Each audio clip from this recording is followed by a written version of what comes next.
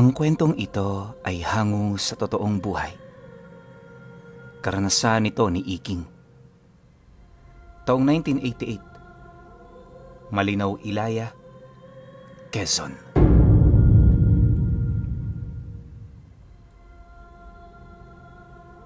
Isang antingero ang ama ni Iking. Mula pagkabata niya, nasaksihan niya ang mga pamamaraan ng panggagamot nito.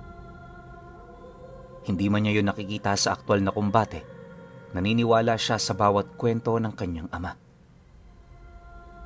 Yun nga lang, sa harap ng kamatayan walang sino man ang makakatakas. Noong pumanaw ang kanyang ama, naipasa nito sa kanya ang iilan sa pinakamalakas nitong karga.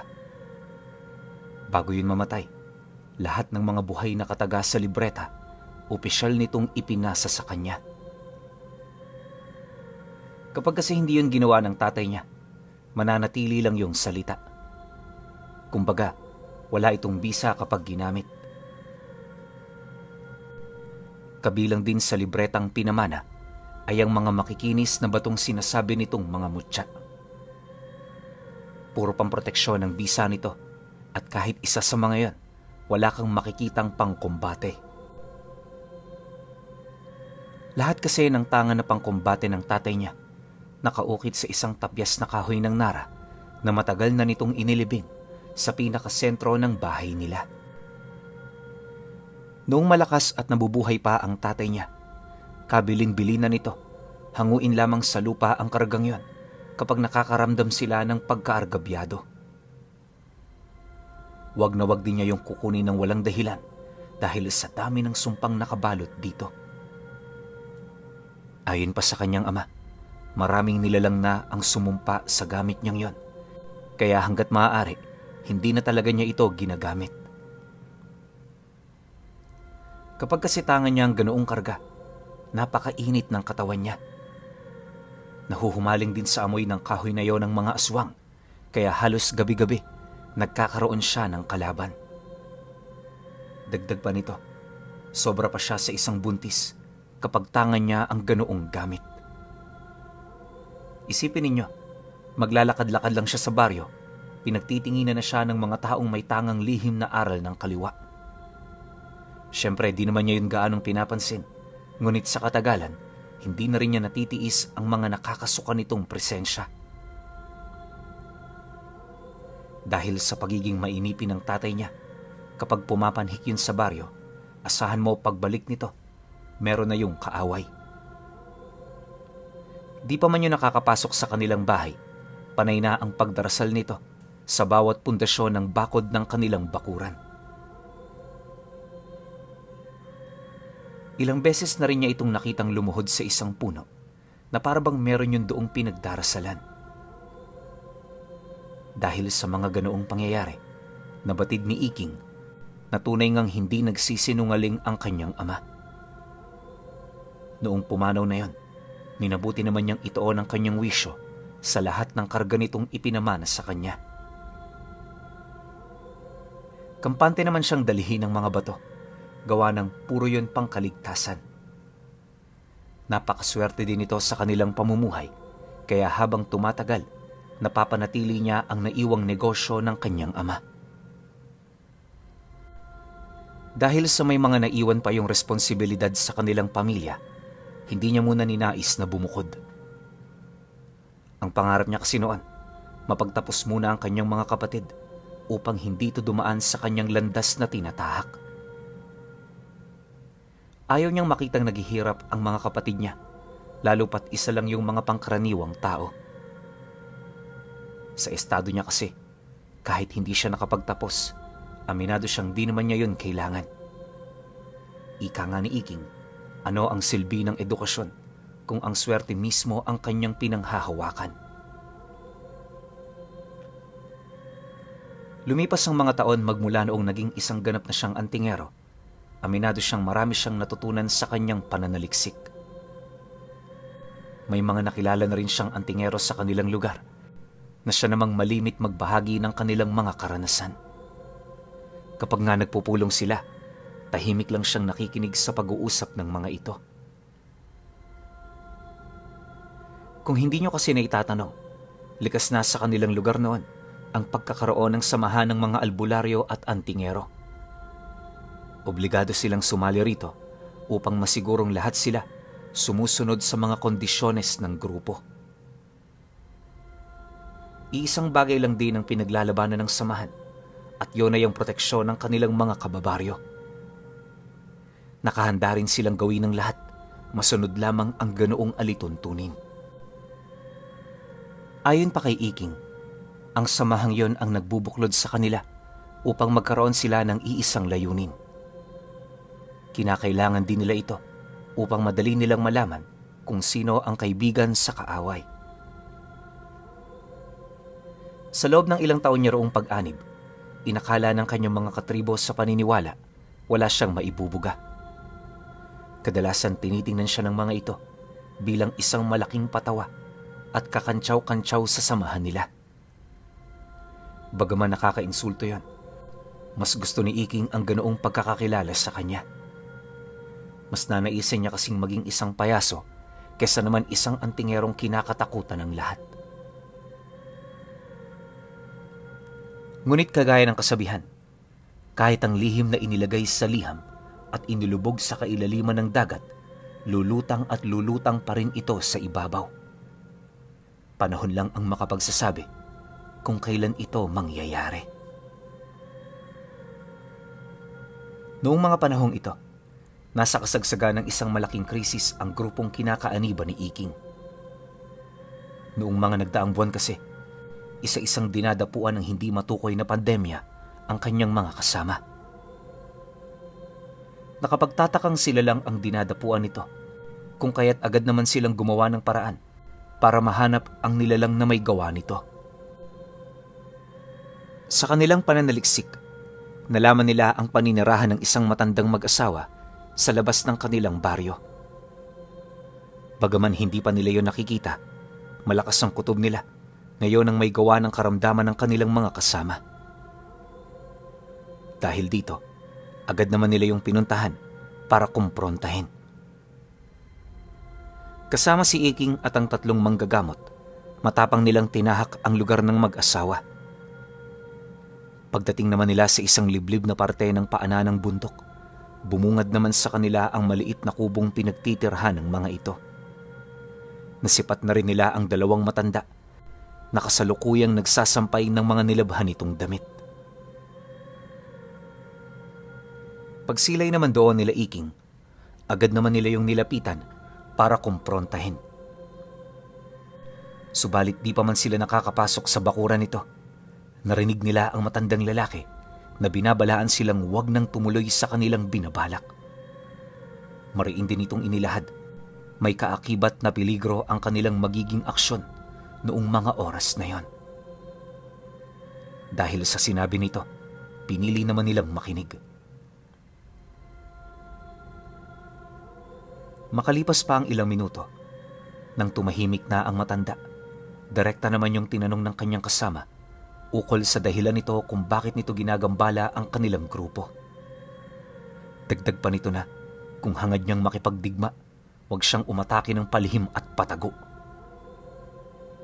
Ngunit nang marinig naman ng matanda ang kanilang paratang, hindi naman ito maiwasang humagikgik habang sumasagot ng, "Nagsasalita ka ng walang basehan. Ano naman ang patunay mo na kami nga may gawa ng mga sinasabi mo? Mga antingero kayo, hindi ba? Bakit tinatanong nyo kami ng tungkol sa bagay na yan? Patunayan nyo na kami ang may gawa. Dahil kung hindi, papas lang kayo ng mga inosenteng kaluluwa. Sa pagkakaalam ko, isang matinding kasalanan yan sa mga tulad ninyo." Nang marinig naman yon ng mga kasama ni Iking, mas lalo naman itong ipinagpilitan ng kanilang mga paniniwala. Bali-balik na rin man kasi ang sitwasyon noong mga oras na yon, sadyang hindi nila maipagkakaila ang tindi ng presensyang tinatangan ng matanda. Maya-maya pa, nang hindi na nga maatim ng mga ito ang kanilang naging pag-uusap, walang pagdadalawang isip naman itong tinadyakan ang pinto ng bakuran. Dala naman ang lakas ng kanyang kasama, agad naman yung nawasak na siya namang ikinagalit ng matanda. Akala nila noon, lamang sila dahil marami sila. Pero nang magsimula na itong magpalit anyo, doon nila nalaman na isa itong uri ng nilalang na napakalayo sa isang pangkaraniwang aswang. Nasisiguro din noon ni Iking, ang demonyong kanilang nasisilayan ay malayong malayo sa kanilang mga abilidad.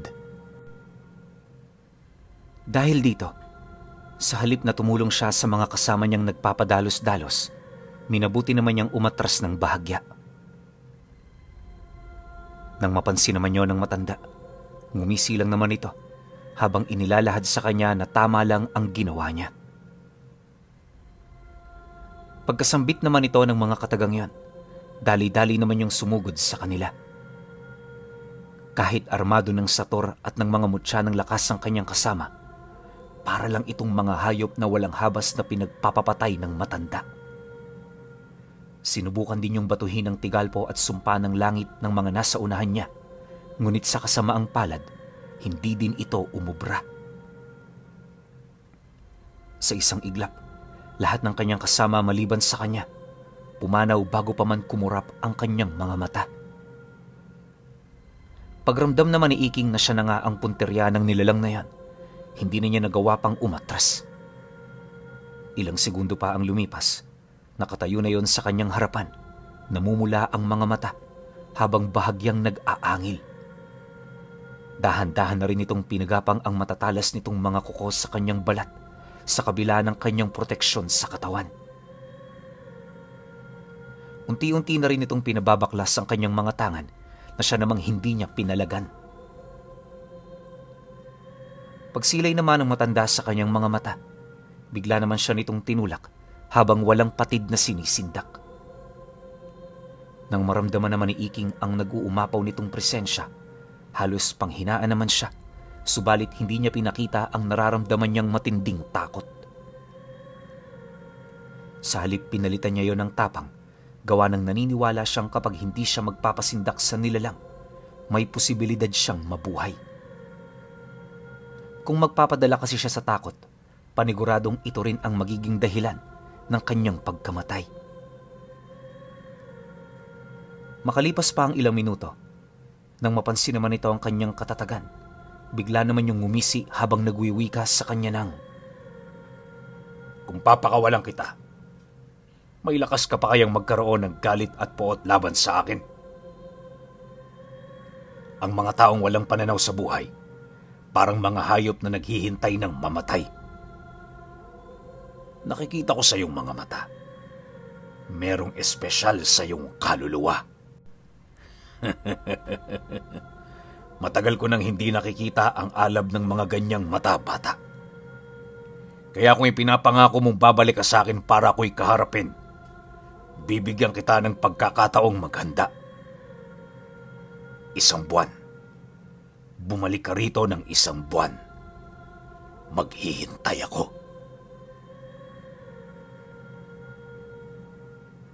Kasabay ng pagwika nito ay ang pagpakain naman ito sa kanya ng isang mahabang insekto na may mga paang parang sa gagamba.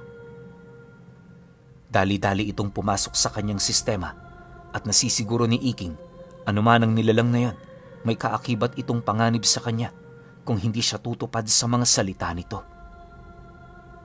Dahil sa ganoong sitwasyon, pinili naman niyang sumang-ayon.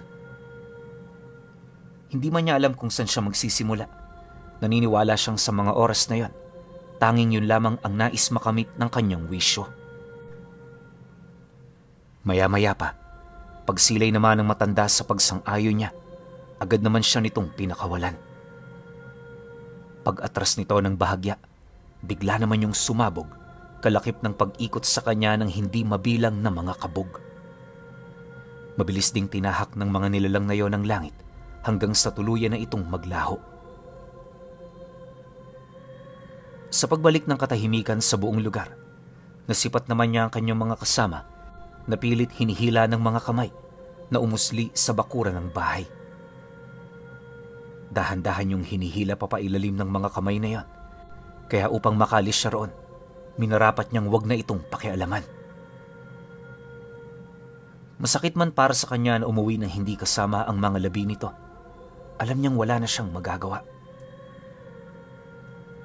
Akala kasi noon ni Iking, mauunawaan siya ng kanyang mga kasama, pero pagdating niya sa bahay kung saan sila nagkikita-kita, agad naman siyang tinanong ng masinsinan ng kanyang mga kasamahan. Inilahad naman niya sa mga ito ang totoo, pero mukhang hindi yun naniniwala.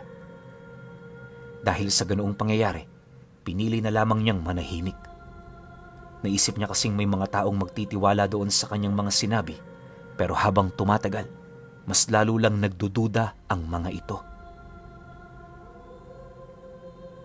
Pagdating naman ng namumuno sa kanilang grupo, agad naman siya nitong pinatalian sa mga kamay at paa upang hindi na umano siya makatakas.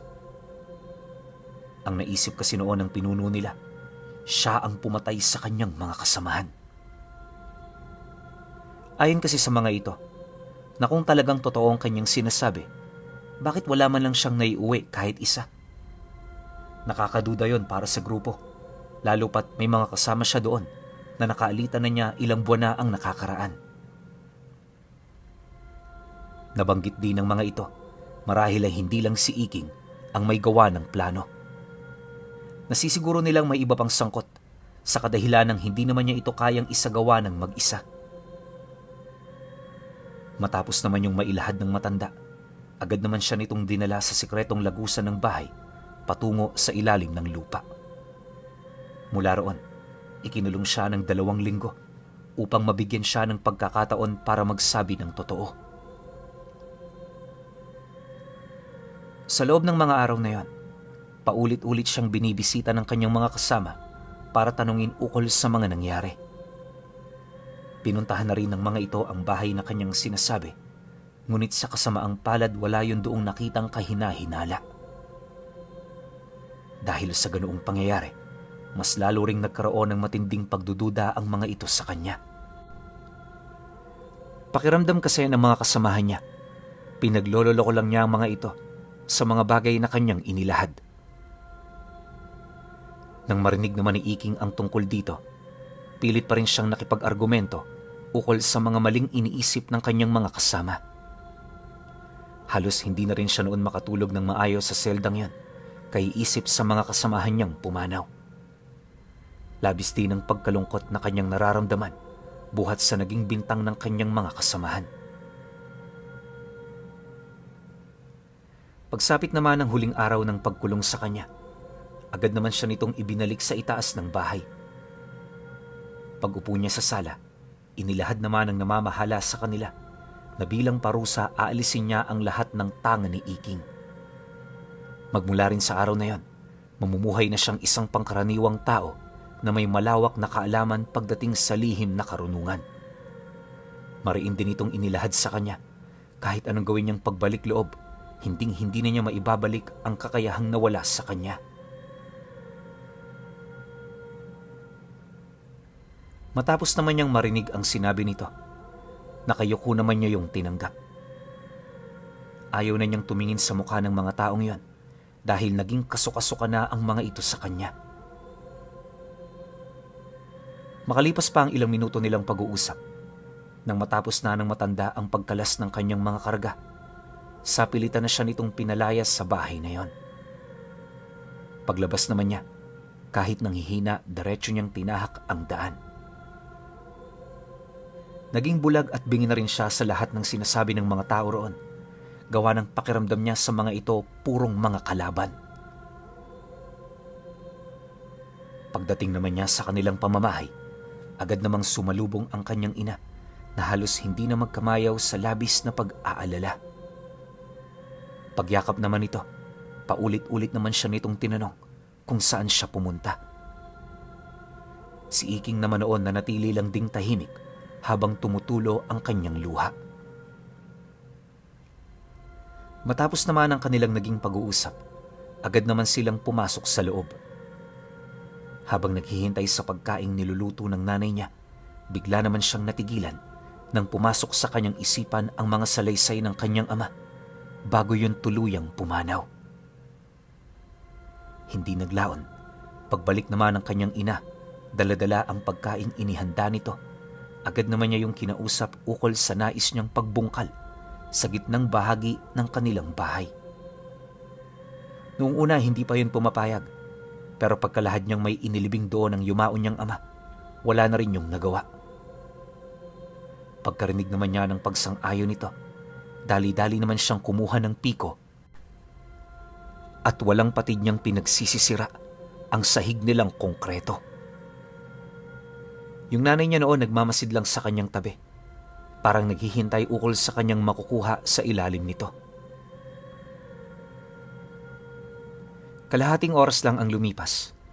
Nang umabot na sa kanyang siko ang lalim nito, doon niya nakita ang isang parisukat na lata na lagayan ng mga biskwit.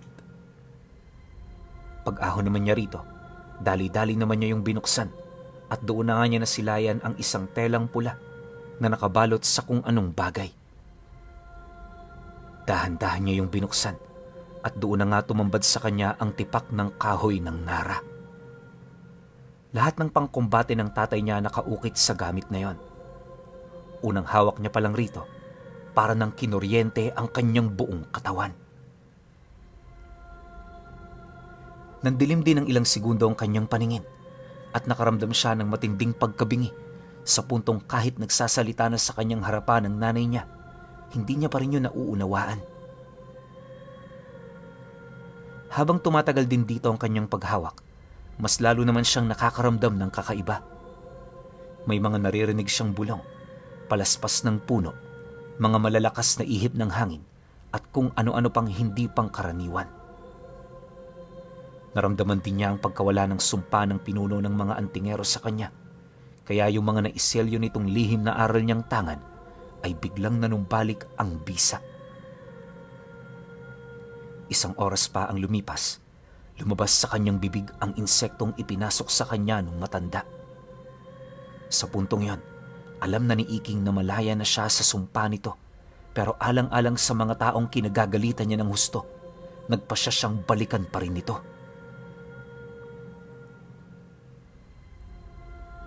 Sa pagsapit ng gabi noong mismong araw, kahit hindi niya pabistado ang aral ng mga pangkumbating karga na yon, matapang niyang tinahak ang daan pabalik sa tahanan ng matanda.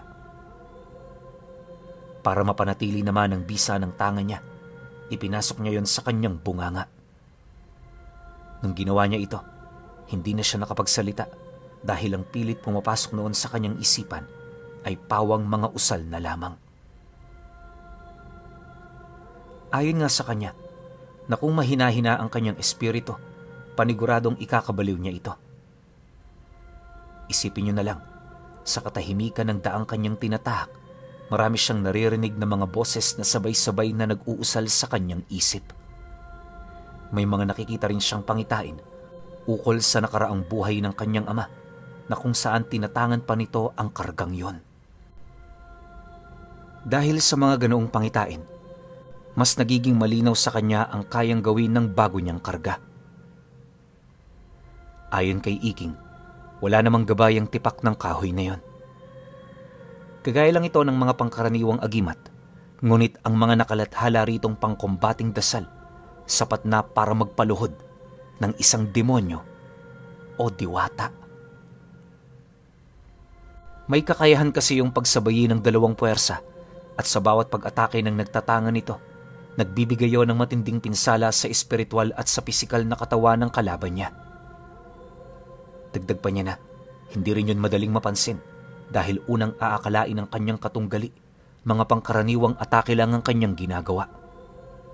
Ang hindi nito alam, sa kabila ng pagsalag nito sa tangan niyang sandata, hindi nito kayang mailagan ang ataking ipinupukol niya sa pagmamay-ari nitong kaluluwa.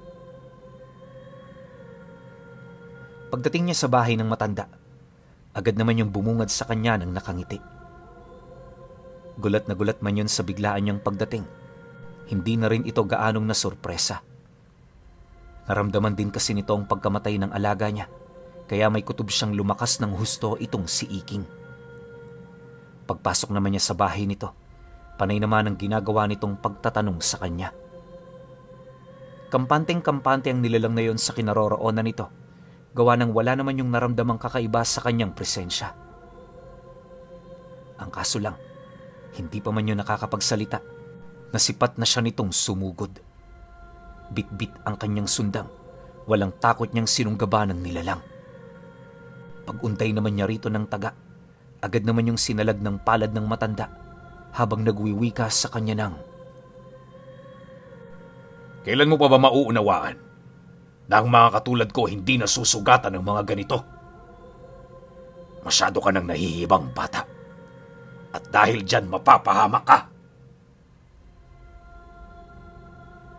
Matapos naman yung mailahad ng matanda, bigla naman yung napaatras nang maramdaman itong parang may mali sa kanyang kaluluwa. Maya-maya pa, pagsilay naman ito na maigis sa katawan niya, doon niya napagtantong nasugatan na pala ni Iking ang kaluluwang bumubuhay sa kanyang katawan. Para sa nilalang na yon, masyado itong imposible. Gawa ng nasisiguro nito, walang ganoong sandatang makapagbibigay sa kanya ng ganoong pinsala. Dahil sa naging epekto nito, muli naman yung sinugod ni Iking, dahilan para mapilitan na yung umilag. Sa pagpapatuloy naman ng kanilang pagbubuno, hindi naman niya yun binigyan ng pagkakataon na makapagpalit ng anyo. Maya-maya pa, nang manghina na ng husto ang matanda, napilitan na rin yung tawagin ang kanyang asawa. Ngunit, nang masipat naman ito si Iking, naging mahinahon naman ito dahil sa talas ng ikatlo nitong paningin. Alam ng asawa ng matanda na kung magpapadalos-dalos siya sa pagtulong, maaaring ikamatay nila yung dalawa. Pagluhod naman ito sa kanyang harapan, wala na ring nagawa ang asawa nito kundi ang sumunod. Nang masipat naman yun ni Iking, dali-dali naman niya yung nilapitan kasabay ng paglapat niya ng talim ng kanyang sundang sa mismong leeg nito. Pagramdam naman niyang kalmado na ang matanda, gamit ang kanyang isipan, kinausap niya yon ukol sa kanyang naiisip na plano. Ang nais niya kasi noong mangyari, lusubin nito ang kanyang mga kasama upang malaman nito ang totoo. Nangako rin siyang ibibigay ang kalayaan sa mag-asawa kung matagumpay nitong magagawa ang kanyang binabalak. Nang marinig naman yon ng matanda, doon na ito nagpalit ng anyo. Pagsilay naman niya sa nakakasindak na anyo nito, agad naman siyang umatras, gawa ng alam niyang parte na yon ng pagsang-ayon ng nilalang. Pagsilay naman ito sa kanya, tumangulang naman ito kasabay ng pagbuka ng malalapad nitong mga pakpak. Mabilis nitong tinahak ang daan patungong baryo, habang siya naman umuwi na rin sa kanila. Noon ding mismong gabi, naghasik ng lagimang mag-asawa sa lugar na pinagkukutaan ng kanyang mga dating kasama. Dahil sa lakas ng mga ito, umabot sa 10 antingero at 8 albularyo ang namatay. Kabilang na roon ang pinuno ng dati niyang grupo. Kinabukasan, hindi pa man pumuputok ang bukang liwayway, marami na ang nagdadalamhati sa pagkamatay ng mga ito. Si Iking naman noon, tahimik lang sa kanilang tahanan na parang wala itong kaugnayan sa mga nangyari noong gabi. Ayon sa kanya, matapos ang insidente, may mga kasama siyang bumisita sa bahay nila, ngunit hindi niya na yon pinaunlakan. Mas pinili na lamang niyang mapag-isa, nang sa gayoy wala sa kanyang magduda. Lumipas ang mga buwan at taon. Dahil sa sumpa ng gamit na yon, marami siyang nakaharap na mga nilalang na nasa panig ng kaliwa. Subalit kahit magtulong-tulong pa man ang mga ito, alam niyang wala itong panama sa kanya. Alam niyo ba, pinuno, na magpahanggang sa ngayong pangkasalukuyan, nananatili pa ring tanga ni Iking ang iniwan ng kanyang ama na tipak ng nara na nagpapaluhod ng mga demonyo at diwata.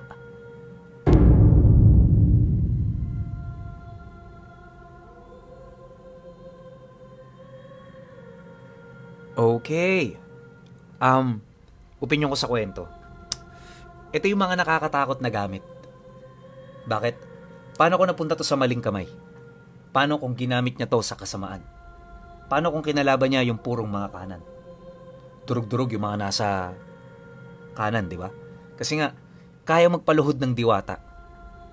Ano ibig sabihin nun? Kaya rin itong tumalo ng mga dibino. Ganong katindi yung mga nakaukit na kumbating pandasal dun sa tipak ng Nara na yon. Di ba? Kasi karamihan naman sa mga dibino, kahit nga higli kasi, kinalugdan niya ng mga diwata. Tapos kaya mong paluhurin. Gamit lang yung tipak ng Nara na yon, tsaka kung ano man yung mga nakasulat dun. Kaya para sa akin, sobrang nakakatakot ng gamit na to. Buti na lang napunta kay Iking. Diba? Pero sa takbo ng kwento, parang papunta na si Iking dun sa kasamaan eh. Kasi bugso ng galit niya, inutusan niya yung dalawang makapangyarihang nilalang na tapusin yung mga dati niyang kasamahan. Nakakatakot yun sa takbo ng utak ni Iking. Pero feeling ko hindi naman dun napunta kasi hanggang dito niya nalang pinutol yung kwento eh. Tsaka yung mga nagdaang pagsubok ng buhay niya, halos puro kaliwa yung mga nakalaban niya. So para sa akin, mas pumanig pa rin si Iking sa kanan. Tsaka alam ko manggagamot na ngayon to si Iking. Hindi ko lang alam kung saan yung eksaktong lugar na kinaroroonan niya ngayon. Base rito sa kwento, galing siyang Quezon. Ngayon alam ko iba na yung lokasyon nito ni Iking. Yun yung chat sa akin nung nagpadala sa akin na itong kwento na to. Pero overall, masasabi ko sa kwento, sobrang lakas ni Iking. Sobrang lakas ng tangan niya. Na sana tama yung hula ko na ginamit niya yun sa kabutihan. Kasi feeling ko kung sa kasamaan niya ginamit to, di naman niya ito ipapakwento sa atin, di ba? Pero kayo, kung may opinion kayo sa kwentong ito, comment nyo lang sa baba. Yun lang. Hanggang sa susunod na kwento. Salamat.